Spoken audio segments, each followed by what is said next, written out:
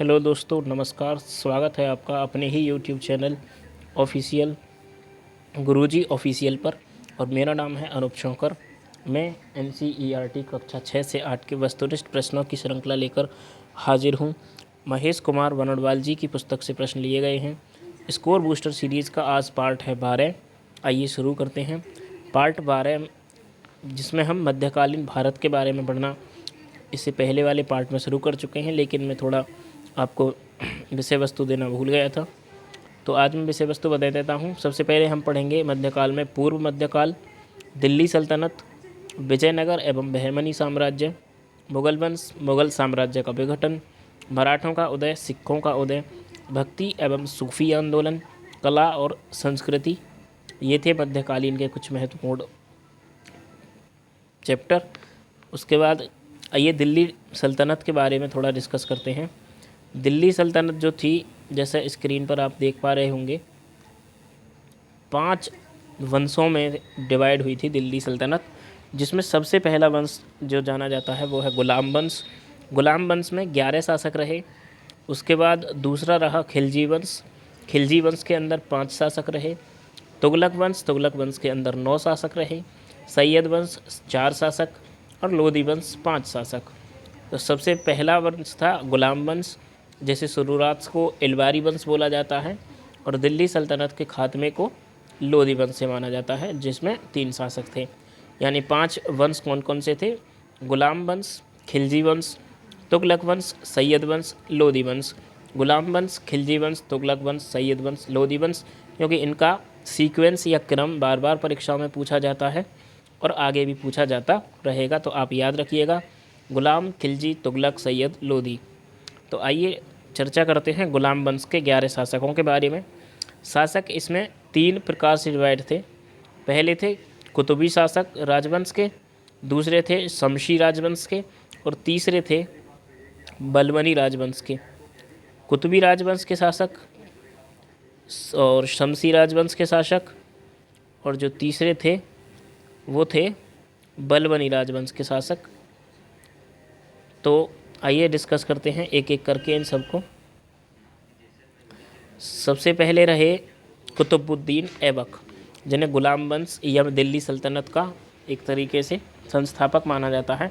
कुतुबुद्दीन ऐबक 1206 से 1210 ईस्वी के बीच इनका शासनकाल रहा। राजधानी बनाई थी इन्होंने लाहौर, और ये कुतुबी राजवंश थे। कुतुबी राजवंश के दूसरे शासक थे आराम शाह, जो 1210 ईस्वी में ही इनका शासनकाल रहा। उसके बाद आता है शमशी राजवंश। शमशी राजवंश ने अपनी राजधानी को लाहौर से दिल्ली स्थानांतरित किया, और सबसे पहले शासक जो बने इसके वो बने इल्तुतमिश 1210 से 1236 ईस्वी। उसके बाद दूसरे रहे रुकनुद्दीन फिरोज शाह 1236 ईस्वी। तीसरी रही भारत की पहली महिला शासिका जिसे जाना जाता है रजिया सुल्तान। इनका शासनकाल भी ध्यान रखिएगा, 1236 से 1240 ईस्वी। और इनके संबंध में एक प्रश्न ये भी बनता है कि भारत की पहली महिला शासिका कौन थी, तो वो भी रजिया सुल्तान, 1236 से 1240 ईस्वी। उसके बाद मुइज़ुद्दीन बराम शाह 1240 से 1242 ईस्वी। अलाउद्दीन मसूद शाह 1242 से 1246 ईस्वी। और नासिरुद्दीन महमूद 1246 से 1266 ईस्वी। ये शमशी राजवंश के कुछ शासक थे। तीसरा राजवंश जो गुलाम वंश के अंतर्गत आता है, इसमें आता है बलबनी राजवंश। गयासुद्दीन बलबन 1266 से 1287 ईस्वी, और मुइज़ुद्दीन कैकुबाद 1287 से 1290 ईस्वी। और तीसरा है क्यूमर्स 1290 ईस्वी। उसके बाद गुलाम वंश का खात्मा माना जाता है। दूसरा जो वंश आता है वो आता है खिलजी वंश। खिलजी वंश में 5 शासक थे। पहला जलालुद्दीन फिरोज खिलजी 1290 से 1296 ईस्वी। दूसरा अलाउद्दीन खिलजी 1296 से 1316 ईस्वी। तीसरा शिहाबुद्दीन उमर 1316 ईस्वी में। ये मात्र 35 दिन के लिए शासक बना था। उसके बाद कुतुबुद्दीन मुबारक शाह खिलजी 1316 से 1320 ईस्वी। और उसके बाद नासुरुद्दीन खुसरो खां 15 अप्रैल से 7 सितंबर 1320 ईस्वी में ये शासक बना। खिलजी वंश ज़्यादा लंबे समय तक शासन नहीं कर सका, 1320 ईस्वी में इसका खात्मा हो गया खिलजी वंश का। उसके बाद आता है तीसरा तुगलक वंश, और तुगलक वंश में थे 9 शासक, और उन 9 शासकों में सबसे पहला शासक माना जाता है गयासुद्दीन तुगलक। तुगलक वंश का पहला शासक था गयासुद्दीन तुगलक साहब प्रथम, 1320 से 1325 ईस्वी। मोहम्मद बिन तुगलक 1325 से 1351 ईस्वी। फिरोज शाह तुगलक 1388 से 1389 ईस्वी। गयासुद्दीन शाह तुगलक शाह द्वितीय 1388 से 1389। अबू बकर शाह 1389 से 90 तक, और मोहम्मद शाह तृतीय 1390 से 94 तक। अलाउद्दीन सिकंदर शाह प्रथम जनवरी से मार्च 1394 तक। बस इतना ही इसमें तुगलक वंश में शासक हैं। इसके अलावा 2 इसमें स्वतंत्र शासक भी थे। नासिरुद्दीन महमूद शाह 1394 से 1413 ईस्वी दिल्ली में, और दूसरा नुसरत शाह 1394 से 1398 ईस्वी में फिरोज़ाबाद में। उसके अलावा चौथा जो राजवंश आता है वो आता है सैयद वंश। सैयद वंश में 4 शासक थे। खिज्र खां 1414 से 1434 ईस्वी। मुबारक शाह 1421 से 1434 ईस्वी। मोहम्मद शाह 1434 से 1443 ईस्वी। अलाउद्दीन आलम शाह 1443 से 1451 ईस्वी। उसके बाद आता है 5वां और अंतिम राजवंश दिल्ली सल्तनत का, जिसमें 3 शासक रहे, वो है लोदी वंश। लोदी वंश के 3 शासक में बहलोल लोदी को संस्थापक माना जाता है, 1451 से 1489 ईस्वी। दूसरे हैं सिकंदर लोदी 1489 से 1517 ईस्वी, और इब्राहिम लोदी द्वितीय 1517 से 1526 ईस्वी।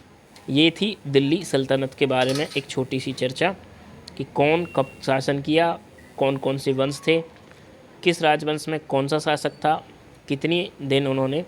इसमें से एक तो महत्वपूर्ण प्रश्न यही बनता है इनका क्रम, जो मैंने आपको पहले याद कराया था।